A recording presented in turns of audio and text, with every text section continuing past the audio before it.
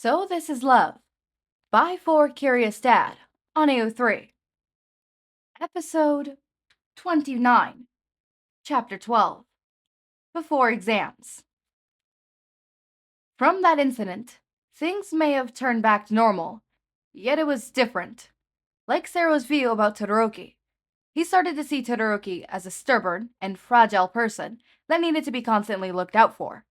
He knew he was wrong about fragile. Talking about quirks, Todoroki would easily surpass him.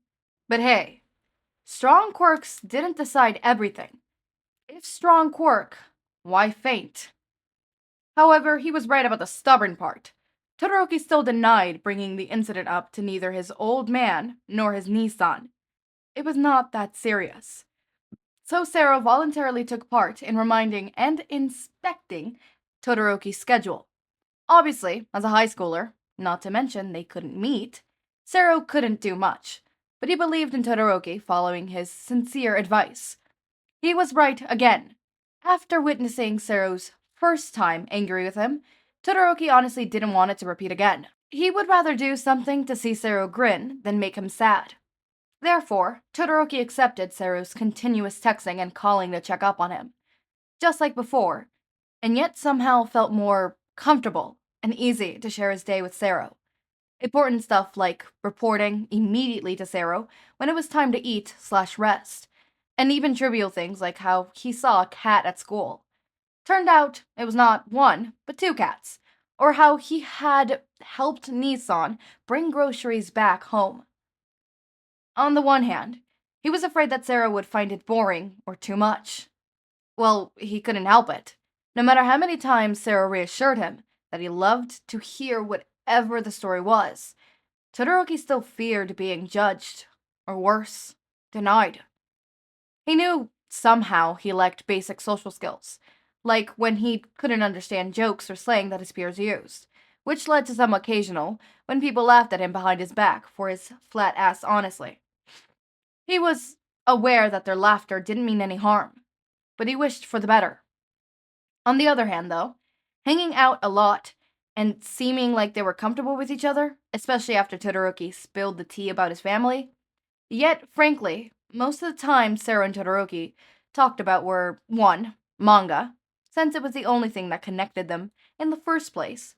2. UA. Sero enthusiastically told Todoroki what he learned at school, and Todoroki would add some of his honest comments. And recently, 3. Cats. Todoroki felt like it was not enough, especially after what happened at the infirmary. He couldn't forget what he first saw when he had woken up. Sero was sweating and his eyes were full of worry when he held his hand tight but dearly. He only saw that look on Fuyumi and his mom. Oh, so there is someone else who could care about me besides Nissan and Mom. Because of that, he was trying his best to be more open and sincere towards Sero. He wanted to welcome Sero into his boundary and accept him to learn more about him in return. That's what friends were for, wasn't it? To his surprise and comfort, Sero loved to hear all the things he was worried about. Not only did he enthusiastically lead their conversation longer, or even change it to a new subject smoothly, but also tell Todoroki repeatedly how much he loved it. It's like seeing more and more sides of you, and I adore it all. Yep, word by word.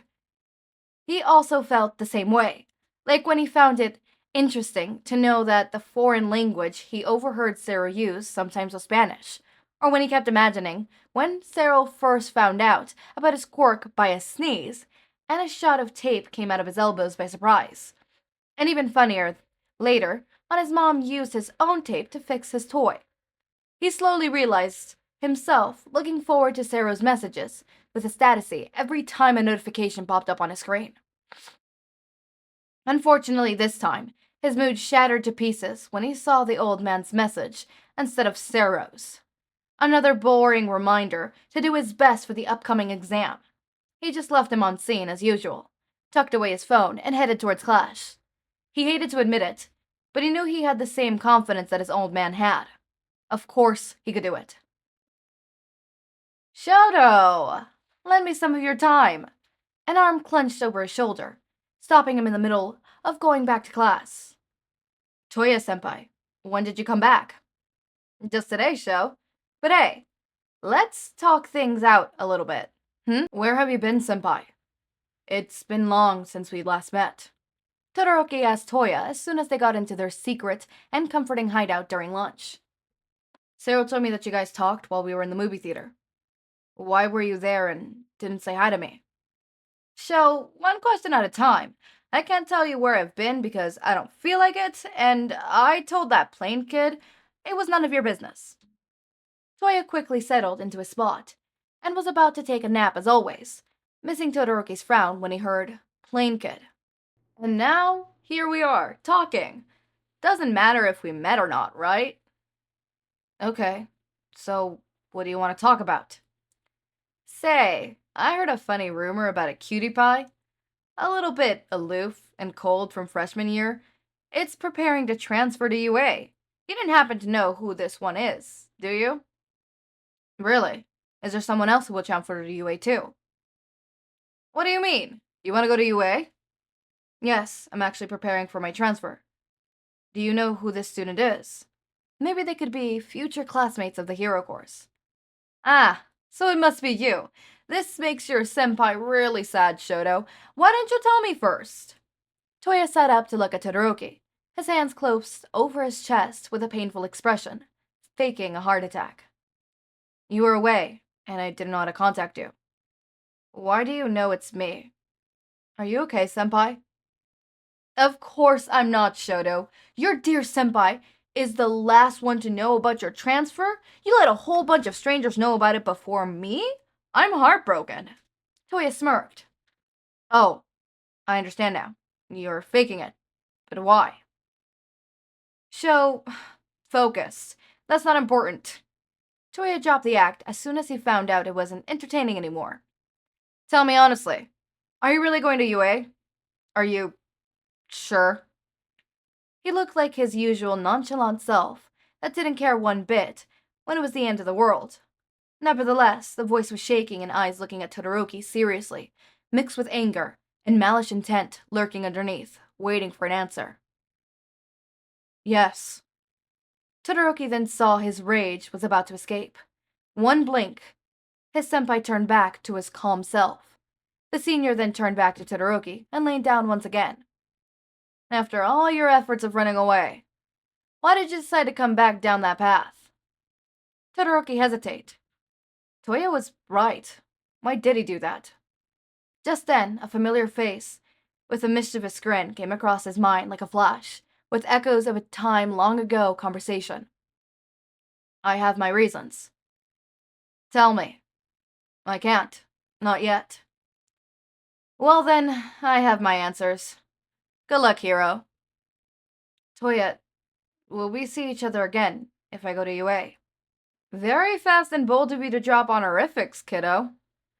The silence took place before Todoroki's footsteps interrupted it and slowly faded away. I don't know what to think of, Toya. I'll be honest with you, I have no idea what to think of Toya. Like, do I think of him a bad person? Do I not think of him a bad person? How do I think of him? I don't know what to think of him. He's just there. I don't know if he's a good person yet. Obviously, he's not a good person. He's a villain. But, like, should I be rooting for him? Should I be sympathetic for him? Should I trust him? Is he gonna do harm? I feel like he's gonna do harm. But, yeah. Hopefully, Todoroki goes into UA and nothing harmful ever happens. They live happily ever after, and Sero and Todoroki get married. That's not gonna happen. There's gonna be bumps in the road, but let me be delusional. As always, my rain drops. Make sure to eat, sleep, drink water, take your meds. Have a wonderful day or night. Link to my Discord server and socials are down in the description. Subscribe to see more of my content, and thank you so much for watching.